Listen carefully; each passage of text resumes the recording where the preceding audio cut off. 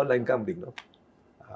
My fear personally is that instead of our young people, students, and even our OFWs, which should be part of our target market to develop the capital markets, they put their money in gambling. It's easy money, no? And you know, it may have a detrimental effect on the capital market.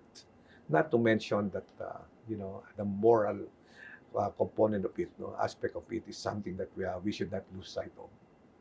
So are you for or against it?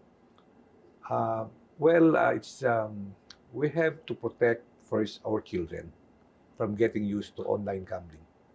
Okay, we have to protect our the less fortunate members of society, because the temptation is there to make good, quick money, and we have to protect our overseas Filipino workers, because again, it's digital. It's so easy to play the games, no, and and I'm not saying that these people, this bunch of persons cannot protect themselves, but as regulators, I think we have some moral, if not legal, obligation to protect them. So that's one of the items that is now occupying a big part of my thinking process. But there are listed online gambling Yeah. operations. Yeah.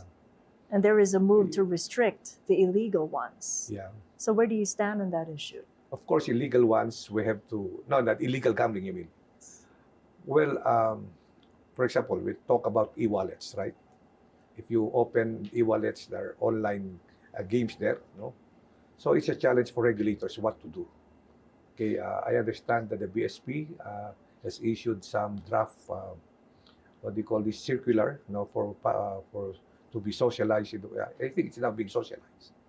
I think it's quite a departure from the original draft, because I was told before I joined the SEC that the original draft completely banned these online gambling apps, no, in an e-wallet. But now I think there's some shift of direction, no?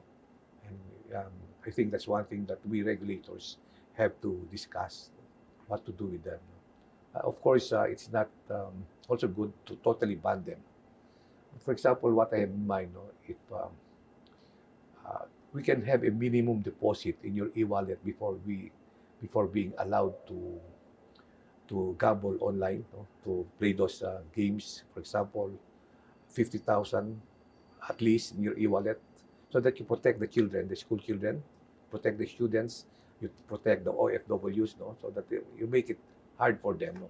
It's not that we're dictating on them, but I think we have to have an environment where everybody is happy, balancing things. But those are the things that we can consider.